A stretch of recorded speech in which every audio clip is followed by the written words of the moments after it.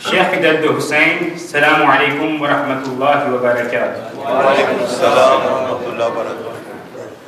En cette nuit, je me joins à vous pour présenter les sincères condoléances à notre imam al-Zamana alayhi salam pour la tragédie de Karbala. Allahumma salli ala Muhammad wa ali Muhammad. Depuis notre plus jeune âge, nous sommes imprégnés par le Usul al-Din, la base de notre croyance, fondée par le Tawhid, le Adalat, le Nabuwat, l'Imamat et le Qiyam. Une base solide est essentielle pour protéger notre iman, notre foi. Ce soir, que diriez-vous de réfléchir sur le Nabuwat? Un Nabi est une personne désignée par Allah, porteur de messages pour l'humanité. Ils ont trois grands rôles à tenir. Être un guide théologique, c'est-à-dire permettre à l'humanité de faire plus ample connaissance avec Allah subhanahu wa ta'ala. Être un guide moral, instaurer une éthique de la société. Par exemple, Nabi Nuh disait de ne pas commettre l'adultère, ni l'inceste, ni l'effusion de sang, de ne pas manger la chair d'un animal vivant. Nabi Ibrahim alla plus en profondeur. Salawat al-Muhammad. Allahumma salli ala Muhammad wa ali Muhammad. Allahumma salli ala Muhammad wa ali Muhammad. Il doit être un guide moral, instaurer une éthique de la société. Par exemple, Nabi Nuh disait de ne pas commettre l'adultère, ni l'inceste, ni l'effusion de sang, de ne pas manger la chair d'un animal vivant. Nabi Ibrahim alla plus en profondeur, et Nabi Moussa encore plus, etc. Cela progressivement. Il doit être un guide juridique. Il n'est pas possible de vivre dans un pays sans loi. Leur objectif était donc d'instaurer des règles de vie et de faire en sorte qu'elles soient respectées. D'après les traditions, Allah a envoyé 124 000 prophètes, dont 315 sont des messagers. 124 000. Et pourtant, dans le Saint-Coran, il n'y a que 25, ou au plus 28 qui sont nommés. En examinant les prophètes cités, on se rend compte qu'ils sont tous des Arabes ou des Israéliens. Où sont les prophètes de l'Inde, de la Chine? La Chine pourrait facilement se plaindre à Allah. Où est notre guide? Allah dit dans le Saint-Coran qu'il a envoyé des prophètes à toutes les nations. Sourate 16, verset 36. Nous avons envoyé dans chaque communauté un messager pour leur dire: adorez Allah et écartez-vous du tarout. Allah dit également aux prophètes. Sourate 4, verset 164. Et il y a des messagers dont nous t'avons raconté l'histoire précédemment et des messagers dont nous ne t'avons point raconté l'histoire. À travers ces versets, on peut en déduire qu'Allah a certainement envoyé des messagers dans toutes les nations, mais s'il ne les mentionne pas, mais cette fois il ne les mentionne pas dans son livre. Dans les pays comme la Chine et l'Inde, on a vu la naissance des religions comme le bouddhisme, représenté par Bouddha, ou l'hindouisme par Krishna. Intéressons-nous au cas de Bouddha. Je pose la question s'il pourrait être assimilé à un prophète ou non. Aurait-il un lien avec un de nos prophètes? Voyons voir. Tout d'abord, qu'est-ce que le bouddhisme? Pour nombreux d'entre nous, ses pratiquants sont des polythéistes.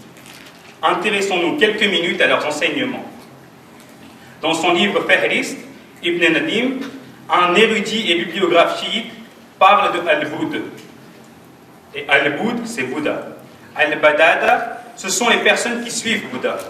En lisant son histoire, on peut se demander si cette personne pourrait être un prophète. En effet, il encourageait la générosité envers l'humanité. Il enseignait à propos de la patience, de la vertu, de la charité, de la miséricorde. Tout ce qu'il évoquait dans ses propos est similaire à ce que disait notre saint prophète sallallahu alayhi wa sallam.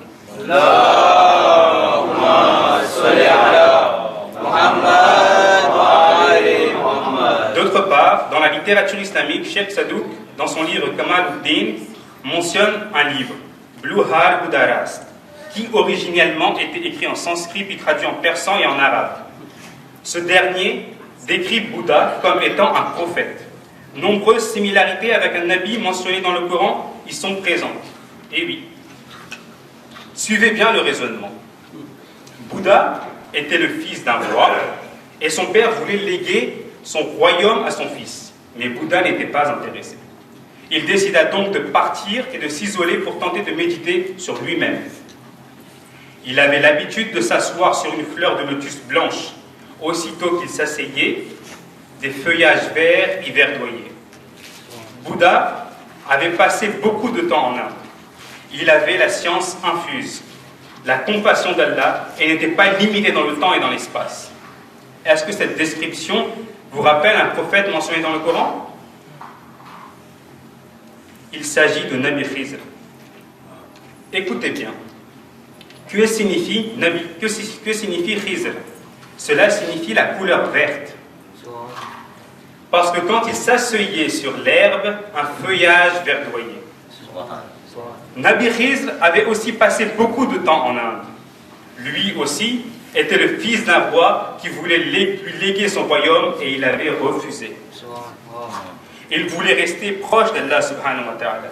Nabi Khizr connut plusieurs générations de prophètes. Il avait rencontré Nabi Moussa et bien plus tard, c'est lui qui a pris le doigt et comète à Imam Ali alayhi salam. Et Allah dit dans le Coran qu'il lui a donné à lui aussi une science infuse ainsi que sa grâce dans la sourate 18, verset 65. Ils trouvèrent l'un de nos serviteurs à qui nous avions donné une grâce de notre part et à qui nous avions enseigné une science émanant de nous. Est-ce suffisant pour faire le lien? Regardons leur manière d'enseigner. Bouddha était un professeur de la zen attitude. Les jeunes qui ont vu Kung Fu Panda ou Karate Kid par exemple connaissent sûrement le concept. Il faut être patient avec l'enseignement jusqu'à en connaître le sens. Exactement le même cas que Nabi Khizr quand il enseigna à Nabi Moussa. En effet, Nabi Moussa avait rencontré Nabi Khizr et lui avait demandé l'autorisation de lui tenir compagnie afin de bénéficier de son savoir. Celui-ci accepta, sous réserve que Nabi Moussa fasse preuve de beaucoup de patience. Au cours de leur voyage, Nabi Khizr adopta une conduite qui fit perdre le calme à son compagnon. Ce n'est qu'au moment de leur séparation qu'il comprit que derrière chacune des actions entreprises par le savant se cachait une sagesse et la volonté d'Allah.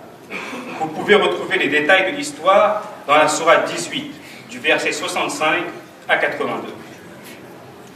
Et Krishna dans tout ça, dans ses livres, Purana et Vedas, il disait qu'il n'y avait qu'un Dieu et qu'il fallait l'adorer. Krishna annonçait même qu'il y aurait un homme du nom de Muhammad qui aurait des disciples et qui vivrait dans une contrée lointaine. Cet homme, avec ses disciples, réformerait sa nation et il serait le messager d'Allah. On se rend compte une fois de plus que toutes les religions ont originellement pour message l'islam, l'adoration et la soumission à un Dieu unique. Le terme islam peut être utilisé comme un nom ou comme un verbe. Employé comme un nom, il désignerait les musulmans. Mais, employé comme un verbe, il exprime l'action d'adorer Allah subhanahu wa ta'ala. Et cela supposerait le pluralisme. Il y aurait plusieurs chemins pour aller vers Allah subhanahu wa ta'ala et pour aller au paradis. Nous ne devons pas juger les religions ainsi que les personnes, peu importe leur croyance. Seul Dieu est apte à pouvoir le faire.